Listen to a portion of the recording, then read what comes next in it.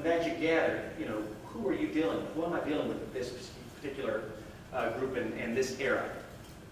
Well, 1940, 41 to be exact, when the Tuskegee Airmen, when the experiment, and this is the good experiment, was enacted.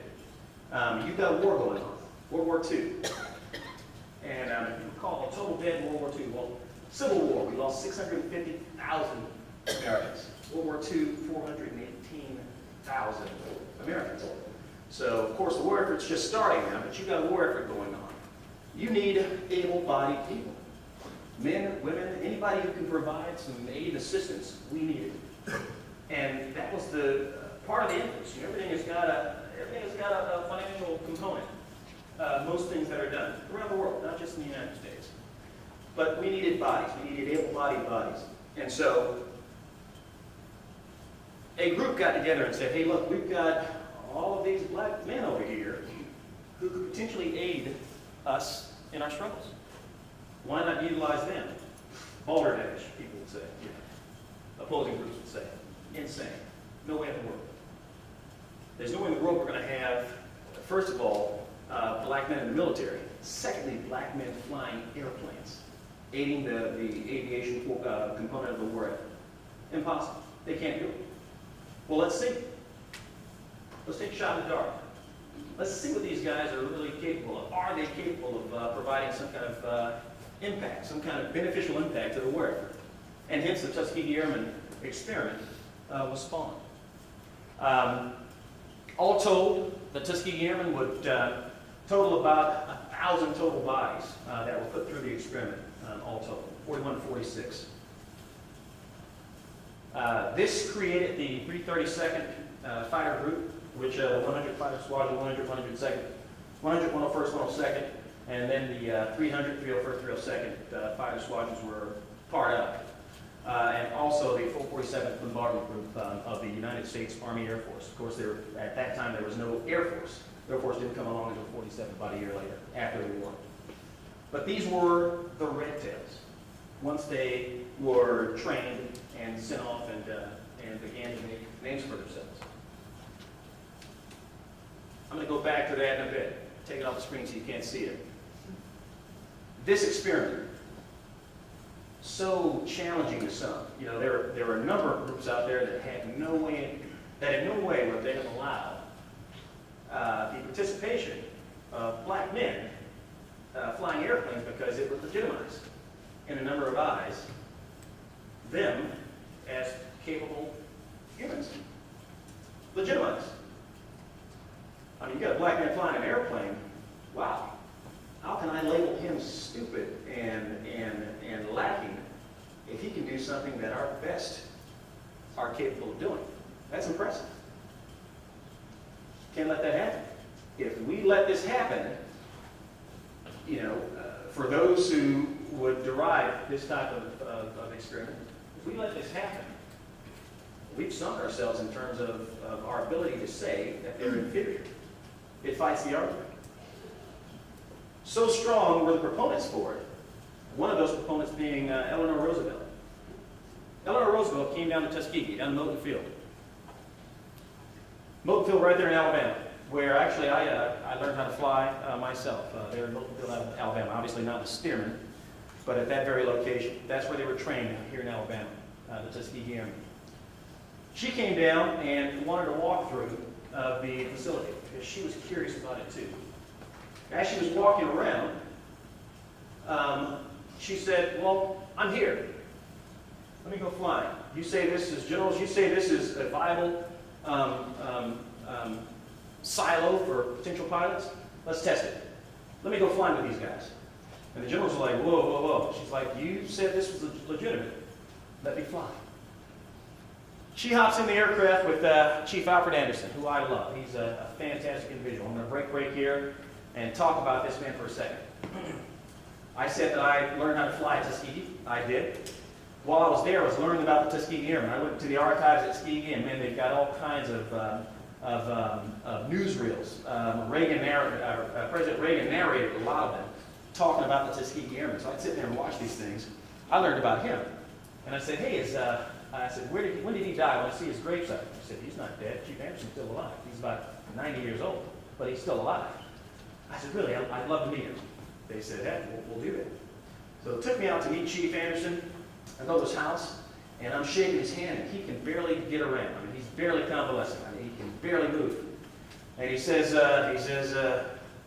he's proud of me because I'm a new Tuskegee, pilot candidate. He's like, well, hell, let's go flying. I'm like, I'd love to. I'd love to. I got my little Mustang out there. I get Chief into my Mustang, and I've got to help him fold his legs into my little car to get into my car to take him to the airport. And I'm thinking to myself, this guy's about to fly me around. He can barely get into my car. Is this a good idea? Let's see. So get him to the airport. I pull Chief out of my car again, and he takes me to his airplane. He's got a little 182 RG, retractable gear. I help Chief. I have to, no kidding, almost put him into his airplane, walk around, get into my side, and we blast off. Once he's in this aircraft, this guy becomes one with it. Blast off, we fly at the Chadwick James Center at Tuskegee. There's a flagpole at the Chadwick James Center. This guy puts me into a Cessna 182 RG. We're at about 1,000 feet. And he goes to about a 45-degree bank turn and proceeds to circle this field. And I'm like this. And I swear to God, all I can think is that if this man dies right now, I'm dead. I mean, I'm dead. I'm not a pilot yet. I'm not checked out yet. I'm learning. All I know is that I could recover this airplane right now, and I'm amazed. 45 degrees. I'm a pilot now, and we do 45-degree bank turns, as a training maneuver. You've got to show me that you can do a 45-degree bank turn and maintain airspeed. It's a difficult maneuver. It doesn't sound like it, but 45 degrees is no joke. We're doing this at 1,000 feet over this flagpole, and I'm like, oh my God, he lands, and I'm just in awe of this guy. Going, you've got to be kidding me. This guy is. Anyway, break again. Back to the 40s. She said, I'm going to go fly. They took her, Chief Anderson actually took her up and flew her around, probably did something similar to what he did with me. But she was one of, after that flight, she was full on board. It was simply amazing. It was an amazing experience. And her endorsement solidified the legitimacy of the experiment. But Chief Anderson was a pivotal component of not only training the Tuskegee Airmen, but garnering that endorsement from Eleanor Roosevelt. It was an amazing thing.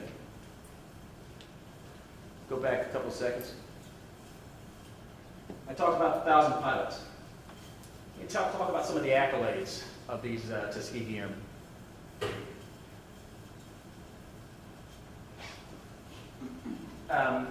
1941, you've got B-25s, which the Tuskegee Airmen flew as well, but we did as an Allied force flew as well, B-25s.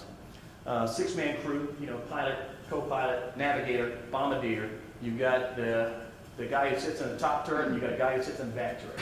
And the poor guy in the back turret, ooh, tough job. Anything coming behind you, and you've got very limited. You've got very limited coverage on that back turret. So, as an attacker, if I'm trying to attack you, I come in from the bottom to attack you to get a clean shot because top turret is useless, and the rear turret can't go down far enough. So if you're in the back turret, oh my gracious, it was my hat's off to the warriors and the heroes who sat in those things and did their work, and that's in wartime. And believe it or not, I told you we lost 418,000 total Americans in World War II. We lost more pilots in training than we lost actually in combat. And of course, that's part of that 418. But believe it or not, the day, you don't have the level of expertise in aircraft that you have today. So training missions back then, it was what we called true clock to map the ground. I flew F-16, so when I learned how to fly the F-16, we got GPS, we got all the cool stuff, data link. As part of, and I'm an instructor in that aircraft as well. Well, to ensure that you could do what you said you could do, we'd take you back to these days. So what I would do is I'd go, okay, GPS is off, all of your cool bells and whistles are off. You say you can fly an airplane? Fly the airplane. And you'd have to go clock to map the ground the way these guys did. And you'd have to fly me around, Phoenix, Arizona, and you'd have to do a circuit a timed circuit. And if you could not show me that you could fly a timed circuit, as everybody else had to do, and arrive back at that successful endpoint, you won't be flying this aircraft. Because you've got to prove to me that you can turn off the G-Whiz stuff, as we call it, and fly an airplane. Anyway, all that back to say, break, is that these guys, it was pretty Spartan in those airplanes. It was truly clocked them at the ground. And you had to take off in foreign lands, rendezvous with 1,000 of these small, I say small, B-25s. That B-25 probably weighs about 25,000 pounds. An F-16 today weighs 25,000 pounds. That's pretty impressive. Actually, I think it weighs 12.3. But you'd have to rendezvous. You know, you take off in Italy, they're taking off in England. You've got to rendezvous at a point to make your initial strike. That's pretty impressive, just finding the location for the initial push, where you're going to guide these guys and escort these aircraft to their bombing locations. So that's a feat in and of itself, and we don't give that. We give that short shrift half the time. But the Tuskegee Airmen, from 41 to 46, during all of their escort missions, never lost a bomber. It's unprecedented. Unprecedented.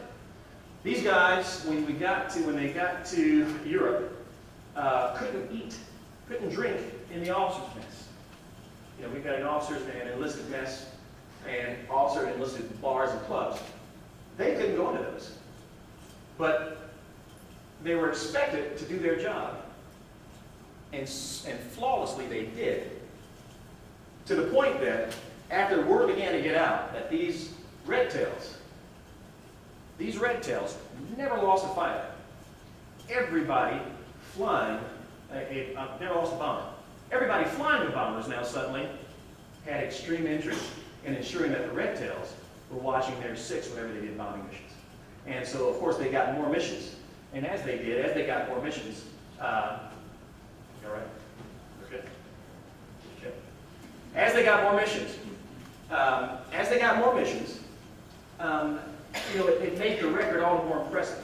If you've never lost a fighter, and if you're getting more jobs than everybody else, and still never having lost a bomber, I mean, that was just really impressive, folks. I can't give that enough accolade. And also, this, how you doing here? You guys are familiar with that technical term, how you doing? That's a destroyer. That's a destroyer. Designed to destroy. Massive 16-inch guns, massive guns on either side that stand off 15 miles off the shore and lob Volkswagen size projectiles. I mean, just 15 miles into the shoreline. These guys with this aircraft and 50 cal destroyed, and it's unprecedented. It's the only time it's ever happened in combat. It's never happened again. Nobody else has ever done it. These guys destroyed that. That destroyed that. That destroyed that. You hear what I'm saying? With 50 caliber bullets. I'm looking at deadpan faces. You folks don't understand how tough that is. You had to take this aircraft and bring it directly over top of this aircraft, boat, and you see those smokestacks there? From 25,000 feet, they flew, we call it SFD, straight up and down. They went SFD, shot bullets, 50 cal